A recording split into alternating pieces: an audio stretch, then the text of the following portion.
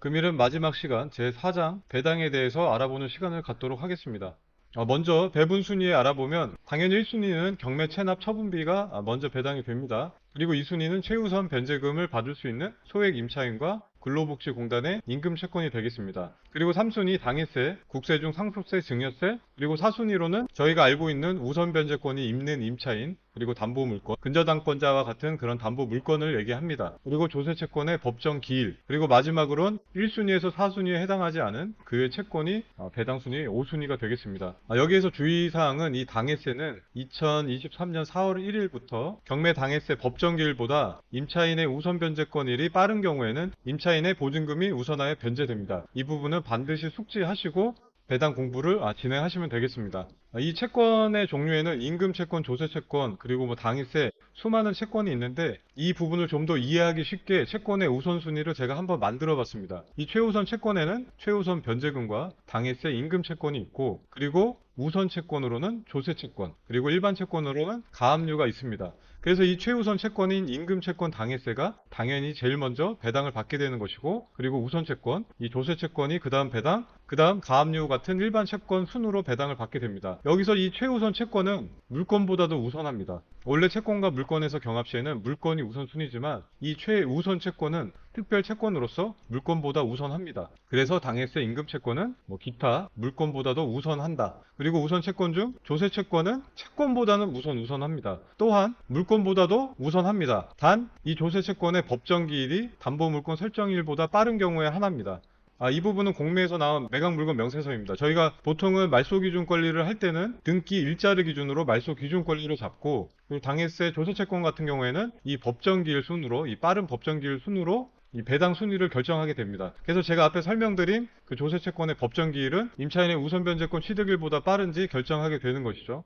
배당에는 3요소가 있습니다. 이 말소 기준 권리를 먼저 파악해야 되고, 이 말소 기준 권리에 따라서 임차인이 배당을 받을 수 있는지 배당을 받을 수 없는지가 결정되기 때문에 이 말소 기준 권리를 파악해야 되고, 그리고 최우선 변제금 확인을 위해서 소재지를 파악해야 합니다. 서울인지 아니면 기타 지역인지에 따라 임차인의 소액 보증금의 범위와 그 최우선 변제금이 틀려지기 때문이죠. 그리고 임대차 보호법에 의한 그 소액 보증금인지 확인할 때는 이 보증금이 4천에 100만 원짜리 임대차 계약을 했다면 주택임대차보호법에서는 이 보증금을 기준으로만 소액 보증금의 기준을 정합니다. 하지만 이 상가 임대차 보호법에서는 임차인의 보증금을 결정할 때는 보증금과 월세의 팩터 100을 곱한 환산 보증금으로 결정이 되어집니다. 이 배당 목적은 결국은 선순위 세입자 인수 금액을 파악하기 위해서 저희가 하는 것이죠. 이 소유자가 점유시에는 저희는 배당을 파악할 필요가 없습니다. 단지 명도 비용만 고려하시면 됩니다. 그리고 이 배당을 할 때는 권리의 충돌이 있어요. 물건과 채권이 경합할 때는 물건이 우선합니다. 하지만 방금 설명드린 특별 채권, 최우선 채권과 일반 우선 채권인 경우에는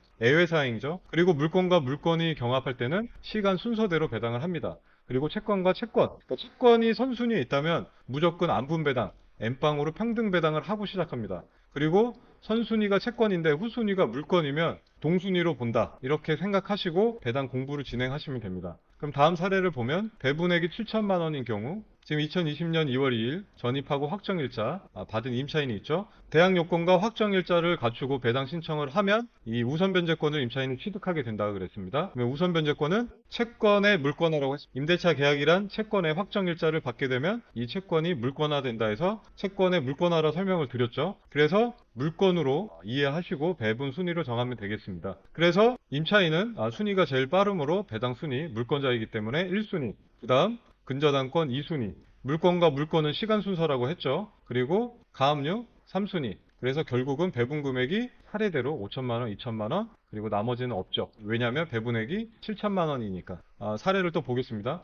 배분액이 1억 원인 경우 가압류, 근저당이 있습니다. 채권이 선순위일 때는 안분배당을 먼저 실시합니다. 이 안분배당을 실시할 때는 배분의 1억 원에, 그리고 이 가압류 권자가 받을 5천만 원 금액에 이 토탈 합한 금액 5천만 원, 3천만 원, 2천만 원, 1억 원이 되겠죠. 그러면 이 비율로 계산을 해보면 5천만 원을 배당을 받습니다. 그리고 나머지 순서대로 이 가압류권자, 근저당권자도 자기가 받을 채권액에 비례해서 평등 배당을 계산해 보면 이 배당 순위가 다 동순위로 되죠. 제가 사례로 쉽게 설명하기 위해 준비했지만, 그래서 이 배분 금액이 동일하게 5천만 원, 3천만 원, 2천만 원을 받고 배당이 끝나는 케이스입니다.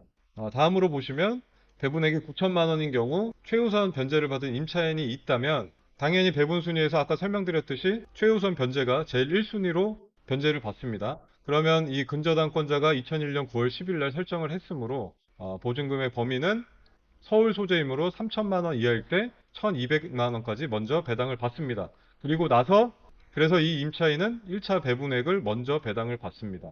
그리고 2차 배분은 가압류권자를 기준으로 해야 되기 때문에 이 가압류권자가 채권이 선순위라면 일단 안분 배당을 실시한다고 했습니다. 그래서 이 배분액 9천만 원 중에 1,200만 원을 임차인이 최우선 변제를 받았으므로 7,800만 원이 남게 되었습니다. 그래서 이 7,800만 원에 가압류권자가 받을 이 1억 원, 그리고 이 가압류 금액을 이 토탈 받을 그 채권자들의 금액을 합산합니다. 1억 원, 그리고 두 번째는 1,800만 원에서 1,200만 원을 최우선 변제를 받았기 때문에 600만 원이 남아서 600만 원, 그리고 5천만 원. 그래서 토탈은 1억 5,600만 원이 됩니다. 이 비율로 계산을 하면 결국 가압류권자는 5천만 원을 배당을 받게 됩니다.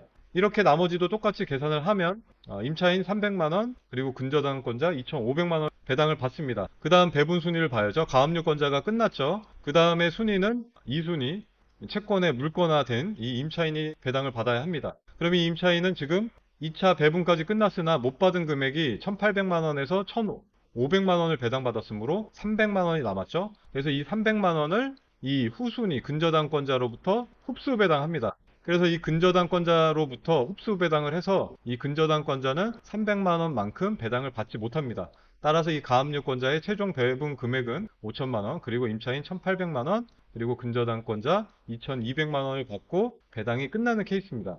제가 최대한 쉽게 설명을 드렸는데 이해가 안 가시면 화면을 잠깐 멈추시고 계산을 한번 자리에서 연습하는 시간을 가졌으면 좋겠습니다. 비슷한 사례인데 다음 사례를 보겠습니다. 배분액이 1억 원인 경우 이 대항력이 있는 임차인이 있고 가압류권자, 근저당권자, 그리고 이 임차인이 확정일자를 이때 받았네요.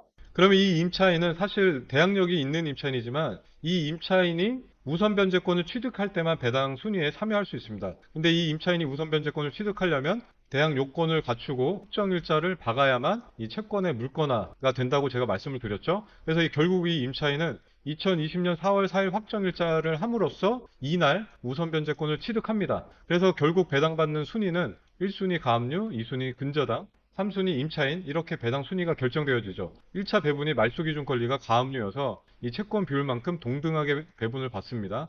배분액 1억 원에 가압류권자 금액 1억 원, 그리고 이 토탈 금액 2억 원을 계산해 보면 이 가압류권자는 5천만 원을 배당받습니다. 나머지 임차인 근저당권자도 이 배분 금액에 임차인과 근저당권자가 받을 5천만 원인 이 금액을 총 금액의 비율로 환산하면 2,500만 원을 배당받습니다. 그래서 이렇게 각각 1차 배분 금액은 5천만 원, 2,500만 원, 2,500만 원이 됩니다. 그러면 이 마지막 흡수 배당을 해야죠.